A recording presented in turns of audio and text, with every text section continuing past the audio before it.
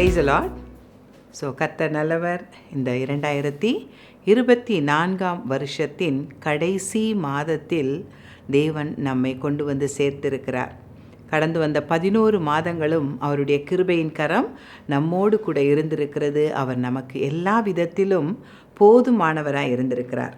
அதே போல் கடந்த 11 மாதங்களும் மாதம் ஒரு வாக்குத்தத்தம் என்று அவர் தன்னுடைய வாக்கினால் நமக்கு அந்த வாக்குத்தத்தத்தை கொடுத்து அவருடைய கரத்தினால் அதை நிறைவேற்றி வந்ததை நாம் ஒவ்வொருவருடைய வாழ்க்கையிலும் நாம் ருசி பார்த்திருக்கிறோம். ஸோ அப்படியாக இந்த டிசம்பர் மாதத்திலும் தேவன் நமக்கு அற்புதமான ஒரு வாக்குத்தத்தத்தை கொடுத்திருக்கிறார். லூக்கா 19:10 இழந்து போனதை தேடவும் ரட்சிக்கவுமே மனுஷகுமாரன் வந்திருக்கிறார் என்றார். இழந்து போனதை தேடவும் ரட்சிக்கவும், இழந்து போனதை தேடி அதை ரட்சிக்கும்படியாக, அதை விடுவிக்கும்படியாக, அதை ஆசீர்வதிக்கும்படியாக தேவன் இந்த நாளில் மனுஷகுமாரன் மனு குலத்திற்காக வந்திருக்கிறார் என்பதை நாம் இந்த இடத்திலே பார்க்கிறோம். ஸோ தேவன் ஆதி ஆகமத்தில் தமது சாயலாகவும் தமது ரூபத்தின் படியையும் மனுஷனை உண்டாக்குவோமாக என்று சொல்லி அவர் மனிதனை உண்டாக்குகிறார். மனிதரை அந்த இடத்திலே ஆணும் பெண்ணுமாக அவர் சிருஷ்டித்ததை நாம் ஆதி ஆகமத்திலே வாசிக்க முடியும். அந்த இடத்தில் அவர்கள் அந்த கீழ்ப்படியாமையினால், தேவன் சொன்ன வார்த்தையை அவர்கள் கேட்டு கீழ்ப்படியாததினால் அவர்கள் பாவம் செய்தவர்களாகி அவர்கள் விழுந்து போகிறார்கள். தேவன் அவர்களுக்கு சகல அதிகாரத்தையும் கொடுத்திருந்தார், ஆளுகையை கொடுத்திருந்தார். அத்தனையையும் ஆண்டு கொள்ளுகிற அந்த வல்லமை அவர்களுக்கு கொடுக்கப்பட்டிருந்தது. ஆனால் அவர்கள் விழுந்த அந்த நாளில்தானே அத்தனை அந்த அதிகாரம், வல்லமை எல்லாவற்றையும் அவர்கள் இழந்து அந்த இடத்திலே அவர்கள் தேவ சமூகத்தை விட்டு ஒளிந்து கொண்டதை நாம் பார்க்கிறோம். ஆதியாகமம் 3 நாம் பார்க்க முடியும். அவர்கள் அந்த இடத்திலே கீழ்ப்படியாமையினாலே விழுந்து போய் அந்த இடத்திலே கர்த்தருடைய சமூகத்துக்கு விலகி விழுந்து போனவர்களாய் காணப்படுகிறார்கள். அப்பொழுது அந்த மனிதர்களை தூக்கி எடுக்க யாருமே கிடையாது. அந்த இடத்துல அவர்களை விழுந்த இடத்திலிருந்து தூக்கி எடுக்க மீண்டும் நிறுத்த ஒருவருமே கிடையாது. ஆனால் அங்கு பார்க்கிறோம் 3:9 கர்த்தர் அவர்களை தேடி வந்து கூப்பிடுகிறார். ஆதாமே, நீ எங்கே இருக்கிறாய் என்று விழுந்து போன அந்த மனிதர்களை அவர் தேடி வந்து கூப்பிடுகிறதை பார்க்கிறோம். ஸோ அவர் மனிதர்களை நேசிக்கிற நல்ல தேவன். அவர் அந்த இடத்திலே மனிதர்கள் செய்த பாவத்தை கூட எண்ணாமல் அவர் தேடி வந்து அவர்களை கூப்பிட்டு 3:21 பார்க்க முடியும். தோல் ஆடைகளை உண்டாக்கி அவர்களுக்கு அதை உடுத்துவிக்கிறார். அந்த இடத்திலே அவர்கள் செய்த தவறை கூட அவர் அந்த இடத்திலே எண்ணாமல் அவர்களை தேடி வந்து அவர்களுக்கு தோல் ஆடைகளை உண்டாக்கி உடுத்துவிக்கிறதை நாம் பார்க்கிறோம். ஸோ அதனால் தேவன் அவர் நம்மில் அன்பு கூர்ந்து நம்மை தேடி வந்து நம்மை விடுவிக்கிற, நம்மை ரட்சிக்கிற வல்லமையுள்ள தேவனாக, அன்புள்ள தேவனாக அவர் இருக்கிறதை நாம் பார்க்கிறோம். ஆதியாகமம் 16 ஒரு சம்பவத்தை நாம் பார்க்க முடியும். 6 13 வரை ஆகார் என்கிற ஒரு அடிமை பெண், ஆபிரகாம் அந்த இடத்திலே அவள் மூலமாக அந்த இடத்திலே ஒரு பிள்ளையை அவள் சுமந்து கொண்டிருக்கிற நேரத்தில் அங்கு அந்த அடிமை பெண் ஆபிரகாமின் மனைவியினால் துரத்தி விடப்படுகிறாள். அப்போ வனாந்திரத்திற்கு வரும் பொழுது அவள் அந்த இடத்திலே மனம் அடிவடைந்தவளாய் அந்த இடத்திலே இருந்த இடத்திலிருந்து எங்கு செல்வது, யாரிடத்தில் செல்வது, உதவி கேட்க ஆள் இல்லாத, யாருமே இல்லாத ஒரு சூழ்நிலையில் அந்த அடிமை பெண்ணானவள் ஓடி வருகிறதை பார்க்கிறோம். வனாந்திரத்திலே அந்த அடிமை பெண் ஓடி வருகிறாள். ஸோ அந்த இடத்திலே அந்த ஒரு அடிமை பெண், ஒரு புறஜாதி பெண், ஆனாலும் அவளும் ஒரு பெண் தானே. அவளுக்குள் எவ்வளவு வருத்தம் இருந்திருக்கும், எவ்வளவு ஒரு கஷ்டமான ஒரு சூழ்நிலையாக இருந்திருக்கும். ஆனால் அந்த சூழ்நிலையை புரிந்து கொண்டு அங்கு நாம் பார்க்கிற ஒரு காரியம் 7வது வசனம், கர்த்தருடைய தூதனானவர் அவளை கண்டு. ஸோ ஒரு அடிமை பெண் அந்த இடத்திலே யாருமே உதவிக்கு இல்லாத, எங்கு சென்று சேருவது என்று கூட தெரியாத நிலையிலே அந்த இடத்திலே நெருக்கடியில் இருந்த அந்த ஒரு ஸ்திரீயை அவர் கர்த்தருடைய தூதனானவர் வந்து கண்டு பேசி அவளுக்கு ஒரு வழியை உண்டு பண்ணுகிறதை பார்க்கிறோம்.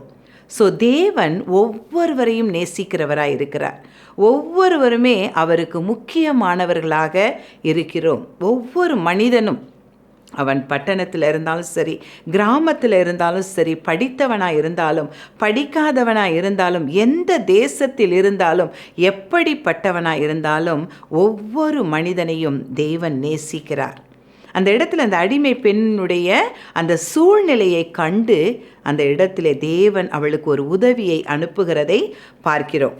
அதே ஆகார் 21வது அதிகாரத்தில் பார்க்கும் பொழுது தன்னுடைய மகனான இஸ்மவேலை ஒரு சிறு பிள்ளையாக தூக்கி கொண்டு அவள் வனாந்திரத்திற்கு புறப்பட்டு அலைந்து திரிகிறதை நாம் பார்க்கிறோம். அங்கு பார்க்கும் பொழுதும் அங்கு அவளுக்கு உதவி செய்ய யாரும் இல்லை. அந்த குழந்தை தண்ணீருக்காக அழுத பொழுது அங்கு அந்த இடத்திலே வேறு எந்த ஒரு வசதியும் இல்லாத, எந்த மனிதர்களும் இல்லாத அந்த சூழ்நிலையில் அங்கு தேவன் அங்கு ஒரு உதவியை அனுப்புகிறதை பார்க்கிறோம். 21வது அதிகாரத்தின் 17வது வசனம், பிள்ளையின் சத்தத்தை தேவன் கேட்டு அங்கு ஒரு உதவியை அனுப்புகிறதை பார்க்கிறோம்.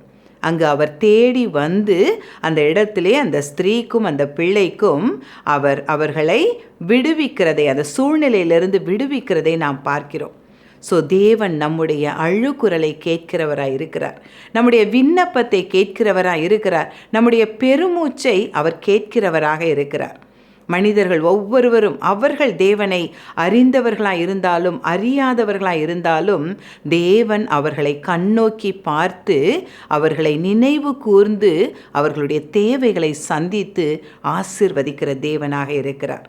ஸோ இந்த இடத்துல அவளுக்குரிய எந்த ஒரு காரியமும் அவளுக்கு உதவவில்லை. ஆனால் அந்த குழந்தையின் சத்தத்தை கேட்டு தேவன் அங்கு தேடி வந்து அந்த சூழ்நிலையை மாற்றி போடுகிறதை நாம் பார்க்க முடிகிறது. ஸோ தேவன் நம்முடைய எல்லாவற்றையும் அவர் பார்த்து கொண்டு இருக்கிறார். அந்த இடத்திலே அவர் நமக்கு வந்து உதவி செய்கிறவராய், நம்மை தூக்கி எடுக்கிறவராய், நமக்கு சமாதானத்தை தருகிறவராய், நமக்கு சந்தோஷத்தை தருகிறவராய், அந்த சூழ்நிலையிலிருந்து விடுதலையை தருகிறவராய் அவர் இருக்கிறார். ஸோ இந்த இடத்தில் பார்க்கும் பொழுது இன்னும் ஒரு சம்பவம், லூக்கா 7வது அதிகாரம் புதிய ஏற்பாட்டில் நாம் பார்க்கும் பொழுது இங்கு இயேசு வருகிறார். ஒரு நாயின் என்கிற ஒரு ஊருக்கு வரும் பொழுது ஒரு விதவையான ஒரு ஸ்திரீ, அவளுக்கு இருந்த ஒரே ஒரு மகன் மரித்து போய் பாடையில் வைத்து தூக்கி கொண்டு வருகிற அந்த இடத்திற்கு இயேசு தேடி வருகிறதை நாம் பார்க்கிறோம். ஸோ ஒரு விதவையான பெண், அவளுக்கு இருந்த ஒரே ஆதரவு அந்த வாலிப மகன். அந்த மகன் மரித்து போன அந்த நிலை, மரித்து போன உடனேயாக இருந்தால் கூட ஏதாவது அந்த இடத்திலே நடக்கும் என்று எதிர்பார்க்கலாம். ஆனால் அந்த இடத்திலே வீட்டிலே அடக்க எல்லா காரியங்களும் முடிந்து அந்த இடத்திலே அடக்கம் செய்வதற்காக தூக்கி வரப்பட்ட அந்த நேரத்தில் தானே இயேசு அந்த இடத்தில் அவர் தேடி வந்து அந்த மரித்த மகனை உயிரோடு எழுப்புகிறதை பார்க்கிறோம். ஸோ தேவன் நமக்கு ஜீவனை கொடுக்கிறவராக இருக்கிறார். மரித்து போன சூழ்நிலைகளை மாற்றுகிறவராக இருக்கிறார். அந்த இடத்திலே அவர் தேடி வந்து அந்த இளம் கைம்பெண்ணுக்கு அந்த மகனை மீட்டு கொடுக்கிறதை நாம் இந்த இடத்திலே பார்க்க முடியும். ஸோ 1 யோவான் 4வது அதிகாரம் 19வது வசனத்தில் நாம் பார்க்கும் பொழுது, அவர் முந்தி நம்மிடத்தில் அன்பு கூர்ந்தபடியால் நாமும் அவரிடத்தில் அன்பு கூறுகிறோம். தேவன் மனிதனை முந்தி அன்பு கூர்ந்தார். அவர் விழுந்து போன மனுக்குலத்தை மீண்டுமாய் தன்னண்டை சேர்த்து கொள்ளும்படியாக தன்னுடைய ஒரே பேரான குமாரனை நமக்காக இந்த பூமியில் அனுப்பி வைத்தார்.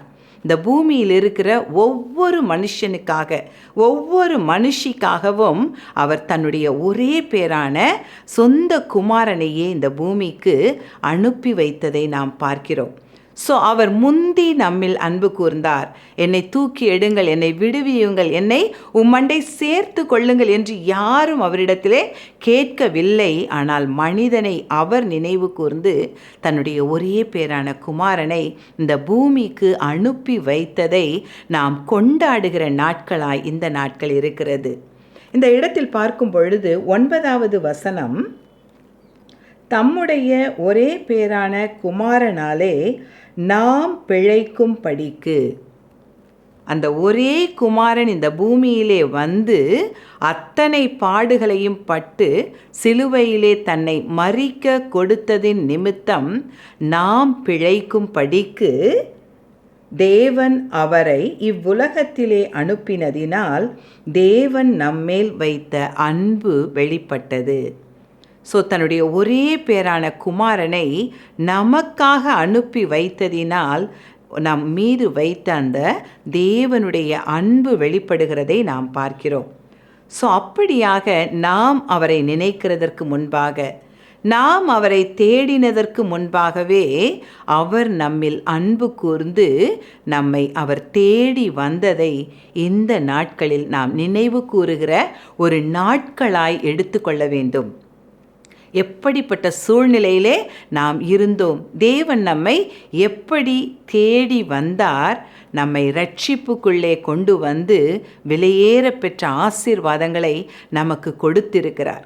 இந்த நாளிலே நாம் ஜீவனோடு கூட இருப்பதும் சுகபல ஆரோக்கியத்தோடு கூட இருப்பதும், இந்த நாட்களில் ஆசீர்வாதமான ஒரு பாத்திரங்களாக இருப்பதும் அவருடைய கிருபை, அவர் நம்மை தேடி வந்து கொடுத்த விலையேற பெற்ற இரட்சிப்பினால் என்பதை நாம் எண்ணி அவரை துதிக்கிற, அவருக்கு நன்றி சொல்லுகிற நாட்களாய் இந்த வருஷத்தின் கடைசி நாட்களை நாம் எடுத்துக்கொண்டு அதை நாம் செய்யும் பொழுது அவர் நம்மில் கூர்ந்த அன்பை நாம் இந்த நாட்களிலே நினைவு கூறுகிறவர்களாய் இருக்கிறோம். அப்படியாக தான் இந்த இடத்துல நாம் பார்க்கிறோம். அவர் சொல்லுகிறார், யோவான் 15:16 வசனத்தில் சொல்லுகிறார், நீங்கள் என்னை தெரிந்து கொள்ளவில்லை, நான் உங்களை தெரிந்து கொண்டேன். நாம் அவரை தெரிந்து கொள்ளவில்லை. ஆண்டவரே, நீங்கள் எனக்கு வேணும்னு நாம் யாரும் அவரை கேட்டிருக்க முடியாது. ஆனால் நீ எனக்கு வேண்டும் என்று சொல்லி அவர் நம்மை தேடி வந்த நாட்களை, நம்முடைய ரட்சிப்பின் அந்த ஆரம்ப நாட்களை, நம்மை தேடி வந்து நம்முடைய குறைகளை, நம்முடைய சுகவீனங்களை, நம்முடைய நெருக்கடிகளை, நம்முடைய இல்லாமைகளை அவர் மாற்றி போட்ட அந்த நாட்களை நாம் நினைவு கூர்ந்து நன்றி செலுத்துகிற நாட்களாய் இந்த நாட்கள் இருக்கட்டும். அப்படியாக இந்த நாட்களில் இன்னும் எவ்வளவு பேர் இன்னும் வேதனைகளிலும் நெருக்கடிகளிலும் போராட்டங்களிலும் வாழ்க்கையின் மரண பாதைகளிலும் வியாதிகளிலும் வேதனைகளிலும் சமாதான குறைவுகளிலும் நம்மை சுற்றிலும் ஜனங்கள் இருக்கிறார்கள் என்பதை நாம் இந்த நாட்களிலே ஒரு விசை நினைவு கூர்ந்து அவர்களுக்கும் இந்த அன்பை வெளிப்படுத்துகிற நாட்களாய் இந்த நாட்களை நாம் பயன்படுத்தி கொள்வோமாக. இந்த நாட்களில் நாம் இன்னும் அதிகமான பேருக்கு கிறிஸ்து பிறந்த இந்த சந்தோஷத்தை நாம் கொண்டாடுகிற இந்த நாட்களில் அவருடைய அன்பை, அவர் அந்த ஜனங்களையும் நேசிக்கிறார், உங்களையும் அவர் நேசிக்கிறார் என்பதை எடுத்து சொல்லி, அவர்களுக்கு அவருடைய அன்பை விளங்க சொல்லி அவர்களையும் அந்த அன்புக்குள் கொண்டு வரும்படியாக நாம் அநேகருக்கு அவருடைய அன்பை எடுத்து செல்லுகிற இந்த நாட்களாய் இதை நாம் பயன்படுத்தி கொள்ள வேண்டும். கிறிஸ்துமஸ் என்கிற இந்த சந்தோஷத்தை நாம் கொண்டாடுகிற இந்த நாட்களில் இந்த சந்தோஷத்தின் அடிப்படையாக அவருடைய அன்பை நாம் மற்றவர்களுக்கு சொல்ல இந்த தருணத்தை, இந்த கிறிஸ்மஸ் நாட்களை, இந்த சந்தோஷத்தை நாம் பகிர்ந்து கொள்ளும்படியாக காரியங்களை செய்ய இந்த நாளிலே நாம் கற்றுக்கொள்ளுவோமாக. இந்த நாட்களில் எப்படி நாம் கிறிஸ்து பிறந்த அந்த சந்தோஷத்தை நாம் எப்படி கொண்டாட இருக்கிறோம் என்பது ஒரு பக்கம் இருக்க, ஆனால் கிறிஸ்துவின் அன்பை, நமக்காக இந்த பூமியிலே வந்து ஜீவனை கொடுத்த அந்த அன்பை ஒவ்வொரு ஜனங்களும், ஒரு ஆத்துமாவும் கெட்டு போவது பிதாவின் சித்தம் அல்லன்னு சொல்லி நம்ம வசனத்தில் பார்க்கிறோம். ஒரு ஆத்துமாவும், ஒரு மனுஷனும், ஒரு மனுஷியும் நாளில் நரகத்துக்கு போவது என்பது பிதாவினுடைய சித்தம் கிடையாது. ஒவ்வொரு மனுஷனையும் அவர் நேசிக்கிறார். ஒவ்வொருவரும் அவருக்கு முக்கியமானவர்களாக இருக்கிறார்கள். ஸோ இந்த நாட்களில் நாம் அதை நினைவு கூர்ந்து, ஆண்டவரே, நீர் எப்படியாக விழுந்து போன அந்த மனிதனை தேடி வந்தீரே ஆண்டவரே, பாவம் செய்த அந்த ஆதி மனிதர்களை தேவன் நீர் தேடி வந்து அவர்களுக்கும் ஒரு விடுதலையை கொடுத்தீரே அப்பா.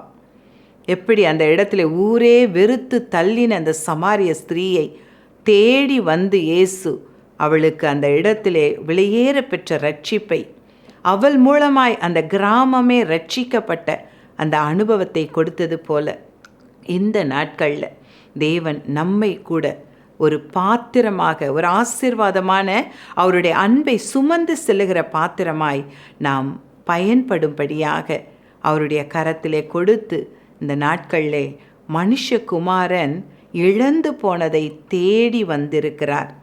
இழந்து போனதை பெற்று கொடுத்து அவர் ரட்சிக்கும்படியாக, மீட்டு கொடுக்கும்படியாக, மீண்டுமாய் அவர்களை ஆசிர்வதிக்கும்படியாக வந்திருக்கிறார் என்பதை அநேகருக்கு எடுத்து சொல்லி, நாம் இந்த நாட்கள் இந்த கிறிஸ்துமஸின் சந்தோஷத்தை கொண்டாட நாம் இந்த நாளிலே கூட செயல்பட வேண்டும்.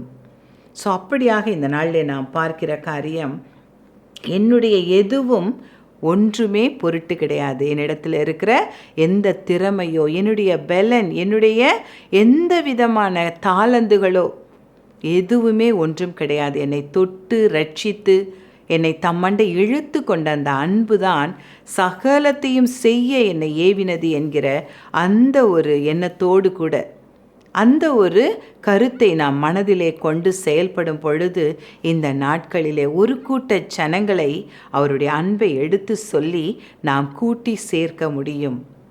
ஸோ இந்த நாளிலே கூட, இந்த மாதங்களிலே நாம் அந்த காரியத்தை செய்யும்படியாக இந்த நாளிலே ஒரு தீர்மானம் எடுக்கலாமா? எங்களை சந்தித்த இயேசு, எப்படிப்பட்ட ஒரு சூழ்நிலையிலே கிடந்த எங்களை நீர் சந்தித்தீரே ஆண்டவரே, எங்களை நீர் தொட்டீரே அப்பா, எங்களை உம்மண்டை இழுத்து கொண்டீரே ஆண்டவரே, இந்த நாளிலே நிற்கிற இந்த நிலைமையிலே எங்களை நிற்க வைத்திருக்கிறீரே அப்படியாய் கூட இந்த நாளிலே கூட நான் யாருக்காக ஜெபித்து கொண்டிருக்கிறேனோ, யார் ரட்சிக்கப்பட வேண்டும் என்று உம்மிடத்திலே வாஞ்சையாய் கேட்டு கொண்டிருக்கிறேனோ, அவர்களை தேவன் நினைவு கூர்ந்து உம்முடைய விலையேற பெற்ற ரட்சிப்பை அவர்களுக்கும் கட்டளையிட நாம் செபிக்கிறோம் என்று சொல்லி ஒரு நேரத்தை எடுத்து நாம் செபிக்கலாமா? அதற்கென ஒரு செயல்பாடுகளை நாம் இந்த நாட்களில் கூட தீவிரமாய் செய்யும் பொழுது, தேவன் வருஷத்தின் கடைசியிலே ஒரு கூட்ட ஜனங்களை தம்முடைய அன்பிற்குள் அவர் கொண்டு வரும்படியாய், அன்பின் ராஜ்யத்திற்குள் கொண்டு வரும்படியாக, அவருடைய திருச்சபைக்குள் கொண்டு வந்து நாட்டும்படியாக தேவன் நம்மையும் பயன்படுத்த இந்த நாளிலே கூட நம்மை அர்ப்பணிக்கலாமா? கிறிஸ்துமஸ் தேவன் நமக்கு கொடுத்த சந்தோஷமான ஒரு நாட்களாக இருக்கிறது. நமக்காக தன்னுடைய ஒரே பேரான குமாரனை அனுப்பின அந்த தேவனுக்கு நாம் எதை பரிசாக கொடுக்க போகிறோம்? இந்த நாட்களில் ஒரு கூட்ட ஜனங்களை அவரண்டை கொண்டு வரும்படியாக இந்த நாளில் கூட நாம் செயல்படுவதும், அந்த ஜனங்களை அவருடைய அன்பிற்குள் கொண்டு வருவதும் தான் அவர் நம்மிடத்தில் எதிர்பார்க்கிற பரிசுகளாக இருக்கிறது. ஸோ இந்த நாளில் நம்மை நாமே அர்ப்பணிக்கலாமா? ஆண்டவரே, எவ்வளவு அன்போடு கூட பன்னீர் எங்கள் மீது முந்தி அன்பு கூர்ந்தீரே ஆண்டவரே. எங்களை நீர் ஆண்டவரே, நாங்கள் உம்மை தெரிந்து கொள்ளும் முன்பதாக நீர் எங்களை தெரிந்து கொண்டு தேடி வந்தீரே அப்பா. அன்பு கூர்ந்து அணைத்து கொண்டீரே ஆண்டவரே. எங்களுடைய ஜீவனை காத்து கொடுத்தீரே. நாங்கள் இழந்து போனதை எல்லாம் பெற்றுக்கொண்டு உம்மை நாங்கள் நன்றியோடு ஏறெடுத்து பார்க்கும்படியான இந்த நாளிலே எங்களை நிற்க வைத்திருக்கிறீரே அப்பா. அப்படியா இந்த நாளிலே கூட உம்முடைய கரத்தில் எங்களை தாழ்த்துகிறோம் ஆண்டவரே. அப்போ அந்த 2024ஆம் வருஷத்தின் இந்த கடைசி மாதத்தில் ஆண்டவரே ஒரு கூட்ட ஜனங்களை அப்பா, தேவையில் இருக்கிறவர்களை ஆண்டவரே, நெருக்கடிகளில் இருக்கிறவர்கள் ஆண்டவரே, மரணத்தின் பாதையில் இருக்கிறவர்கள் அப்பா, வியாதியில் இருக்கிறவர்கள், மருத்துவர்கள் கைவிட்ட நிலையில் இருக்கிறவர்கள் ஆண்டவரே, நாங்கள் நினைவு கூர்ந்து அவர்களுடைய ரட்சிப்புக்காக ஜெபிக்கும் பொழுது ஆண்டவரே, நீர் அவர்களை தொடுவீராக. ஆண்டவரே, நீர் அவர்களை சந்திப்பீராக. அப்பா, எங்களை சந்தித்த இயேசு அவர்களையும் சந்திப்பீராக நாங்கள் ஜெபிக்கிறோம். அப்பா, எப்படி அந்த ஆகார் ஒரு புறஜாதி பெண், ஒரு அடிமை பெண், அந்த இடத்திலே கூட ஆண்டவரே அப்பா, அவள் அலைந்து திரிந்த பொழுது தேவன் நீர் தேடி வந்து அந்த சகோதரியை, அந்த மகளை ஆண்டவரே, அந்த ஸ்திரீயை தொட்டு நீர் ஆசீர்வதித்தீரே, ஒரு வழிவாசலை காட்டி விடுவித்தீரே ஆண்டவரே. அப்பா, அப்படியாய் ஆண்டவர் இந்த நாளிலே கூட சமாதான குறைவிலே இருக்கிறவர்கள், கட்டுகளிலே இருக்கிறவர்கள் ஆண்டவரை விடுவிக்கப்படும்படியாய் பவுமண்டை கொண்டு வர எங்களுக்கு உதவி செய்வீராக நாங்கள் செபிக்கிறோம். அப்பா, நாங்கள் யாருக்கு உம்முடைய அன்பை எடுத்து சொல்ல வேண்டும், யாரை உம்முடைய ஆண்டவரே அப்பா இந்த சமூகத்திற்கு கூட்டி வர வேண்டும், ஆண்டவரை யாரிடத்தில் எங்களுடைய சாட்சிகளை நாங்கள் பகிர்ந்து கொள்ள வேண்டும். அப்பா, அப்படியாய் தேவன் எங்களுக்கு உதவி செய்ய நாங்கள் செபிக்கிறோம். அப்பா, அப்படிப்பட்ட மனிதர்கள் மீது உம்முடைய விலையேற பெற்ற இரத்தத்தை நாங்கள் தெளிக்கிறோம் ஆண்டவரே. அப்பா, அவர்களோடு கூட சமயத்திற்கேற்ற வார்த்தைகளை பேசும்படியான கல்விமானின் நாவை தேவன் தந்து எங்களை நடத்த நாங்கள் செபிக்கிறோம். அப்பா, வருஷத்தின் முடிவிலே உமக்கென ஒரு கூட்ட ஜனங்களை கொண்டு வந்து உம்முடைய பாதத்தில் உம்முடைய அன்பின் ராஜ்யத்திற்குள்ளே நிலை நிறுத்த தேவன் எங்களை பயன்படுத்த எங்களை நாங்கள் அர்ப்பணிக்கிறோம். அப்பா, எங்களை பயன்படுத்துங்க அப்பா, எங்கள் மூலமாய் நீங்க மகிமைப்படுங்க ஆண்டவரே. பரலோகத்திலே நாங்கள் வெறும் கையோடு வந்து நிற்காதபடிக்கு ஒரு கூட்ட ஆத்துமாக்களோடு கூட வந்து நிற்கும்படியான ஒரு ஆத்தும ஆதாய வீரர்களாய், ஆத்தும ஆதாய வீராங்கனைகளாய் எங்களை மாற்றி பயன்படுத்த எங்களை நாங்கள் தாழ்த்துகிறோம், அர்ப்பணிக்கிறோம். அப்படியாய் இந்த நாளை உம்முடைய கரத்திலே கொடுத்து இயேசுவின் நாமத்தில் ஜெபிக்கிறோம் நல்ல பிதாவே. ஆமென்.